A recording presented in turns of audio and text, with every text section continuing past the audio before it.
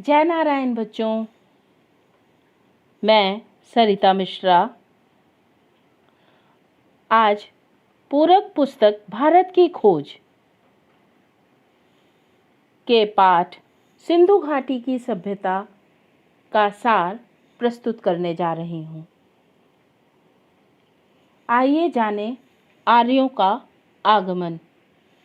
19वीं शताब्दी के पाश्चात्य विद्वानों के प्रचलित दृष्टिकोणों के अनुसार आर्यों का एक वर्ग भारतीय उपमहाद्वीप की सीमाओं पर 2000 ईसा पूर्व के आसपास पहुंचा और पहले पंजाब में बस गया और यहीं ऋग्वेद की ऋचाओं की रचना की गई। आर्यों द्वारा उत्तर तथा मध्य भारत में एक विकसित सभ्यता का निर्माण किया गया, जिसे वैदिक सभ्यता भी कहते हैं। प्राचीन भारत के इतिहास में वैदिक सभ्यता सबसे प्रारंभिक सभ्यता है, जिसका संबंध आर्यों के आगमन से है। इसका नामकरण आर्यों के प्रारंभिक साहित्य वेदों के नाम पर किया गया है। आर्यों की भाषा संस्कृत थी और धर्म वैदिक धर्म या सनातन धर्म के नाम से प्रसिद्ध था। बाद में विदेशी आक्रांताओं द्वारा इस धर्म का नाम हिंदू पड़ा। सिंधु घाटी सभ्यता। सिंधु घाटी सभ्यता 3300 ईसा पूर्व से 1700 ईसा पूर्व तक मानी जाती है। विश्व की प्राचीन नदी घाटी सभ्यताओं में से एक प्रमुख सभ्यता थी। यह हड़प्पा सभ्यता और सिंधु सरस्वती सभ्यता के नाम से भी जानी जाती है। ब्रिटिश काल में हुई खुदाइयों के आधार पर पुरातत्ववेत्ता और इतिहासकारों का अनुमान है कि यह अत्यंत विकसित सभ्यता थी और ये शहर अनेक बार बसे और उजड़े हैं। वेद।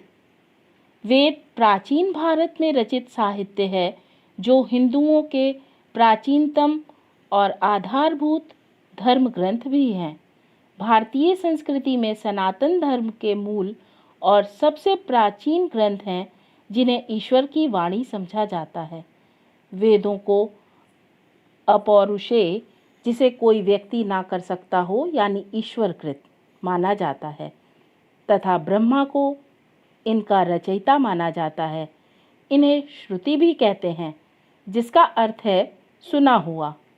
अन्य हिंदू धर्मों ग्रंथों को स्मृति कहते हैं, यानी मनुष्यों की बुद्धि या स्मृति पर आधारित। ये विश्व के उन प्राचीनतम धार्मिक ग्रंथों में हैं जिनके मंत्र आज भी इस्तेमाल किए जाते हैं। वेद।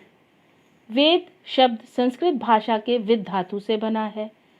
इस तरह वेद का शाब्दिक अर्थ विदित यानी ज्ञान के ग्रंथ है।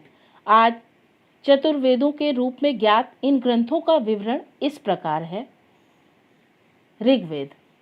इसमें देवताओं का आह्वान करने के लिए मंत्र है। यही सर्वप्रथम वेद है। यह वेद मुख्यतः ऋषि मुनियों के लिए होता है। दूसरा है सामवेद। इसमें यज्ञ में गाने के लिए संगीतमय मंत्र हैं। यह वेद मुख्यतः गंधर्व लोगों के लिए होता है। तीसरा है यजुर्वेद। इसमें यज्ञ की असल प्रक्रिया के लिए गद्य मंत्र हैं। ये वेद मुख्यतः क्षत्रियों के लिए होता है। चौथा है अथर्ववेद। इसमें जादू, चमत्कार, आरोग्य, यज्ञ के लिए मंत्र हैं। यह वेद मुख्यतः व्यापारियों के लिए होता है। उपनिषद। उपनिषदों को स्वयं भी वेदांत कहा गया है। उपनिषद हिंदू धर्म के महत्वपूर्ण श्रुति धर्म ग्रंथ हैं। ये वैदिक वाङ्मय के अभिन्न भाग हैं। उपनिषद भारतीय सभ्यता की विश्व को अमूल्य धरोहर हैं। ये संस्कृत में लिखे गए हैं। आइए जानें उपनिषद की सीख। इनमें परमेश्वर, परमात्मा, ब्रह्म और आत्मा के स्वभाव और संबंध का बहुत ही दार्शनिक और ज्ञानपूर्वक वर्णन दिया गया है। सृष्टि के उद्गम एवं उसकी रचना के संबंध में गहन चिंतन और स्वयं स्फूर्त कल्पना से उपजे रूपांकन को विविध बिंबों और प्रतीकों के माध्यम से प्रस्तुत करने का प्रयत्न किया गया है। अंत में कहा यह गया कि हमारी श्रेष्ठ परिकल्पना के आधार पर जो कुछ हम समझ सके वह यह है। इसके आगे इस रहस्य को शायद परमात्मा ही जानता हो और शायद वह भी नहीं जानता हो। महाभारत। महाभारत हिंदुओं का एक प्रमुख काव्य ग्रंथ है जो स्मृति वर्ग में आता है। इस काव्य का रचनाकार वेद व्यास जी को माना जाता है। आप सभी जानते हैं कि वेद व्यास जी ने ही महाभारत की रचना की। यह काव्य ग्रंथ भारत का अनुपम धार्मिक, पौराणिक, ऐतिहासिक और दार्शनिक ग्रंथ है। विश्व का सबसे लंबा यह साहित्यिक ग्रंथ और महाकाव्य हिंदू धर्म के मुख्यतम ग्रंथों में से एक है। गीता। श्रीमद् भगवद गीता महाभारत का अंश है, परंतु उसकी अपनी अलग जगह है और वह अपने आप में मुकम्मल है। यह 700 श्लोकों का एक छोटा सा काव्य है। इसकी रचना बहुत काल से पहले हुई थी। यह हिंदुओं का एक पवित्र पाठ है। विचार और दर्शन का हर संप्रदाय इसे श्रद्धा से देखता है और अपने ढंग से इसकी व्याख्या करता है। संकट के समय जब मनुष्य के मन में संदेह सताता है और वह कर्तव्य के बारे में दुविधाग्रस्त होता है, तो वह प्रकाश और मार्गदर्शन के लिए गीता को ही देखता है, क्योंकि यह संकट काल के लिए लिखी गई एक कविता है। राजनैतिक और सामाजिक संकट के लिए और उससे भी अधिक मनुष्य की आत्मा संकट के लिए। इस काव्य का प्रारंभ महाभारत का युद्ध प्रारंभ होने से पहले युद्ध क्षेत्र में अर्जुन और कृष्ण के बीच संवाद से होता है। इस निजी बातचीत से हम एक एक करके व्यक्ति के कर्तव्य, सामाजिक आचरण, मानव जीवन में सदाचार और सबको नियंत्रित करने वाले आध्यात्मिक दृष्टिकोण जैसे विषयों की ओर बढ़ते हैं। गीता में ऐसा बहुत कुछ है जो आध्यात्मिक है। इसमें मानव विकास के 3 मार्गों ज्ञान, कर्म और भक्ति के बीच समन्वय करने का प्रयास किया गया है। गीता में जीवन के कर्तव्यों के निर्वाह के लिए कर्म का आह्वान किया गया है। अकर्मण्यता की निंदा की गई है और कहा गया है कि कर्म और जीवन को समय के उच्चतम आदर्शों के अनुरूप होना चाहिए, क्योंकि यह आदर्श समय समय पर स्वयं ही बदल सकते हैं। युग धर्म अर्थात विशेष युग के अपने आदर्श को हमेशा ध्यान में रखना चाहिए। गीता का संदेश ना सांप्रदायिक है और ना ही किसी विशेष विचारधारा के लोगों को संबोधित करता है।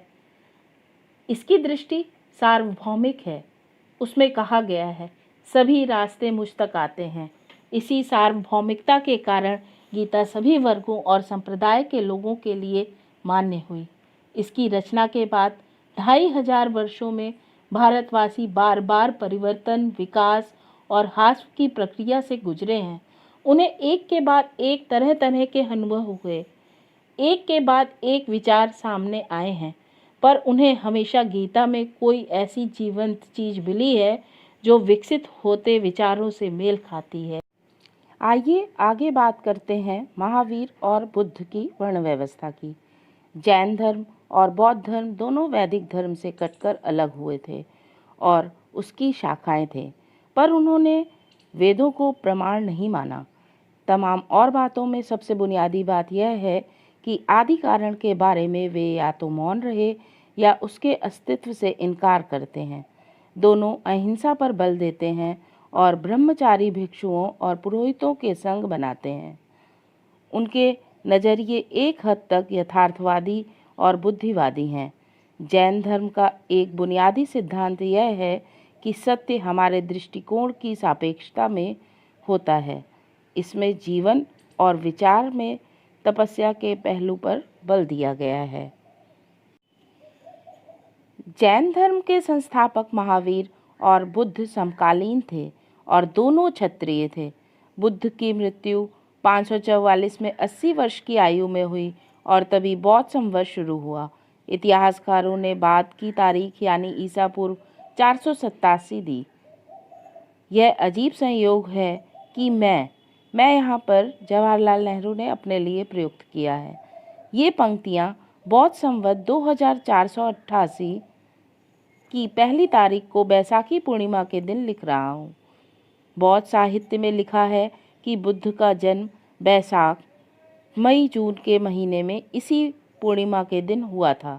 इसी तिथि को उन्हें बौद्ध प्राप्त हुआ था और अंत में उनका निर्वाण भी इसी तिथि को हुआ था।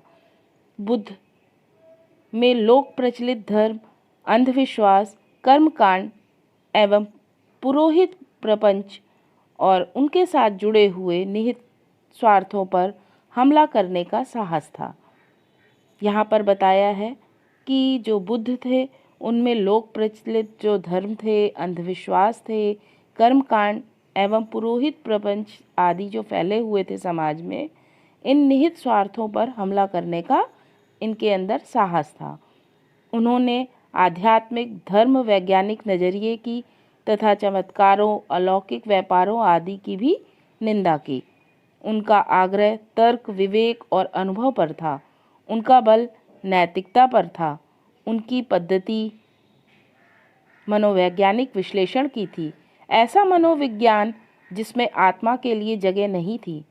बुद्ध ने वर्ण व्यवस्था पर सीधा वार नहीं किया, लेकिन अपनी संघ व्यवस्था में उन्होंने इसे कोई स्थान नहीं दिया। बुद्ध की शिक्षा।